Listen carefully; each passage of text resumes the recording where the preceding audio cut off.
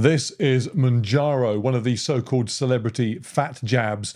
In a recent video, I explained how it's benefited me, but does it have a dark side? It's marker pen. It's going everywhere. A massive oversimplification of this would be that it's an appetite suppressant along similar lines to Ozempic and Weygovi. It results in lowering calorie consumption and therefore losing weight. And for many, me included, it works. But many of you asked some really good questions about downsides and side effects. Some also asked if I was just jumping on the bandwagon of using images of plus-size celebrities with controversial views on their weight for clicks and likes. No, it's not what I do here. But when it comes to the downsides of this, is it the case that, in the words of Lizzo's 2019 pop masterpiece, the juice ain't worth the squeeze? Blame it on my juice. Before we get to the downsides, let me demonstrate the upside, which I covered in my last video, but this will make the point very clear. Why am I telling you this in front of boxes? Because one of my triggers for binging is stress, negative or positive stress. If a lot is going on in my life, my brain calms itself with food. I'm currently moving house, and I'm being assisted in that process by solicitors who are incompetence personified. I've never met a less professional bunch of complete idiots in my life. Most of my house is currently in storage containers. What's left is behind me. Most of the rooms in this house are now empty. And have been for weeks. I still don't know when or if I'm moving. Stress levels are so high, my Garmin thinks I should be dead. But check this out. Chocolate chip jar hasn't been refilled in 8 weeks. My wife used to buy 1 kilo of those a week for baking, and she'd be furious that it'd all be gone in days before she baked a thing. I would add these to breakfast, protein shakes, desserts, just handfuls every time I walked past the jar. I'm not forcing myself to avoid them now. I simply have no desire to eat them. Instead, I look forward to regular-sized meals on a regular basis. My brain, at least for now, has been transformed. I've not known mental tranquility like this ever. And I'm almost 51. That's a lot of ever. But let's deal with some of the buts that you raised. But it makes you feel sick all the time. Now, I heard that too, many accounts online from people for whom that's been the case. No question going into this, my biggest worry was that I would just be ill and not eat because I was ill. I'm scared of spiders, heights, and gastrointestinal distress. I did not start this unconcerned, but I've been absolutely fine. In fact, because I've not been eating terribly, I felt great.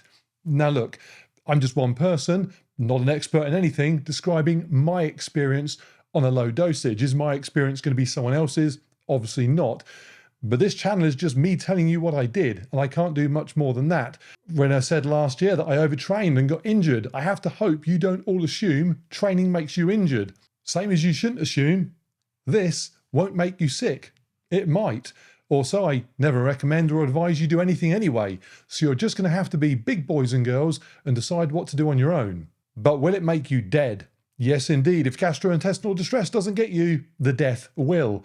There are links between this and things like its impact on the pancreas and quite serious health outcomes. But there's also studies showing no such link. Meanwhile, there are thousands of studies showing very direct links between obesity and very busy hospitals.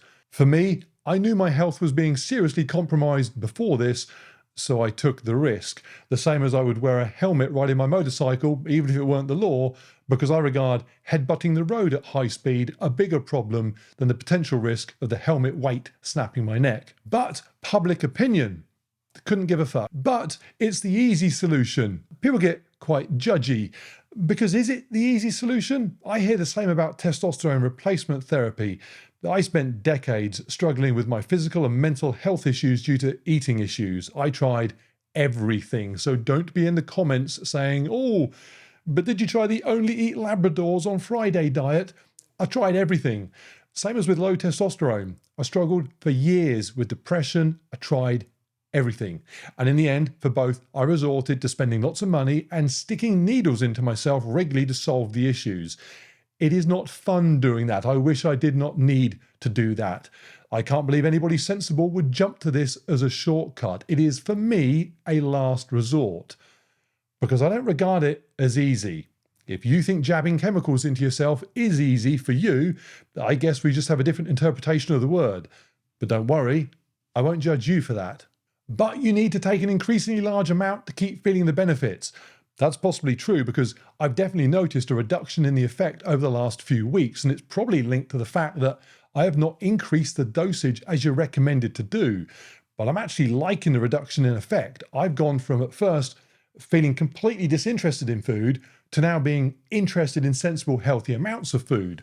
Once I've eaten a regular portion meal, I then just lose interest in having any more, which is a good thing. Will that reduction in effect continue though? The dosage eventually becoming too small for me? Good point, which brings us on to, but how will you ever get off the drug? This was a common one. There are many examples of people stopping these drugs, having the food noise return up here, and then a compulsion to eat. Badly, that often takes over again with vengeance. So what is my exit plan? Well, firstly, I think I'm in a different place to many of those people who relapse. My disordered eating was serious and chronic, but my level of activity meant that my actual obesity was at the lower end. It means that I, just a few weeks into this, I'm going to be able to enjoy exercise, feeling better, looking better, in a way that somebody going from 400 pounds to 200 pounds at 5'1" might still not be able to do. And being in a positive place definitely makes it easier to stay in a positive place. I can well imagine that those who still feel they have a very long way to go, and then their access to the drug stops because their study that they're in ends, they might find it easier to give in to temptation. I also have a background, through simple experience, in eating right and exercising right, so I don't suffer from the ignorance that many people do when it comes to how they should be eating.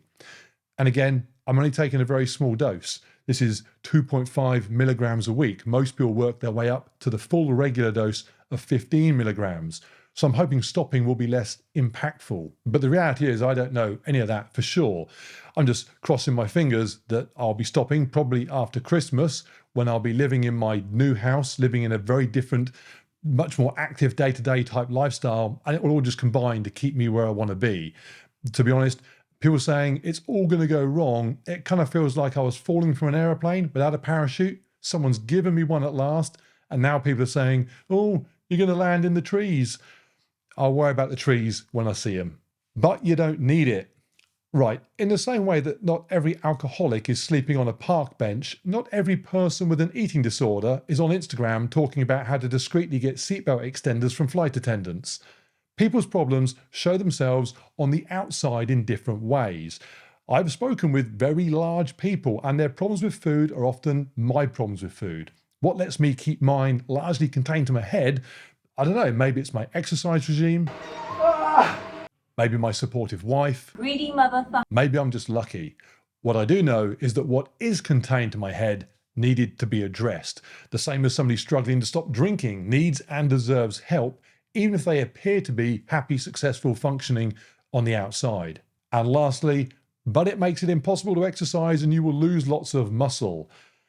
I don't care as much as I cared about not being able to control what I ate. In fact, I haven't done any exercise during this process deliberately. I'm genuinely interested to see how much muscle I do drop because it's such a common criticism. I've got a DEXA scan booked for a few weeks' time, and I'll be able to compare it to when I had 12 weeks before. I'll then start exercising, repeat the process in the new year to see if I did lose a significant amount of muscle and whether I could then put it back on. Ultimately, I'm a 50-year-old YouTuber looking forward to buying goats that can live in one of my paddocks. I don't really care if my arms are 16 or 15 inches. I don't rate my worth based on how I look. It's like you're photoshopped. That said, I did put this picture on social media recently, and my wife said, oh, look at those arms from last year.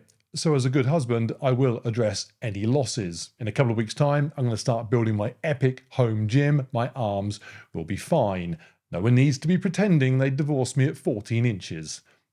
I assume she was pretending. I'm serious. And if I was planning to stay on the drug long term, then I would be interested in whether I could exercise while on it, but I'm not, so again, I'm not worried about it. Does that make me a good example of the sort of person that would regularly use this stuff? Perhaps not, but I am me and you're choosing to watch me.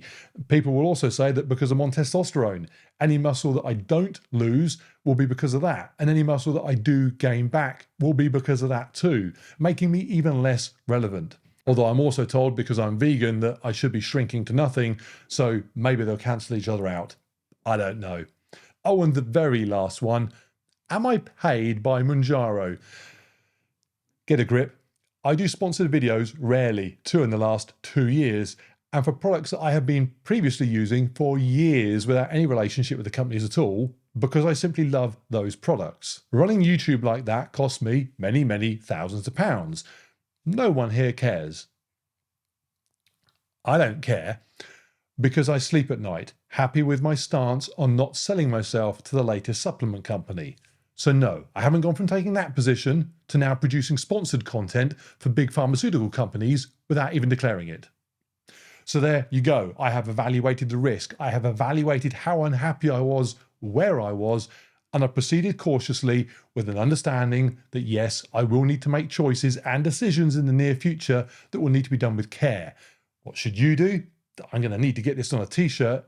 I'm not your mum. Do what you like. For me, unlike the conclusion Lizzo came to, juice ain't worth the squeeze. The juice is worth the squeeze. She's also saying I'm the proof in the pudding, and the very fact I can even say that without immediately feeling hungry proves my point. They just need to make one for spiders now.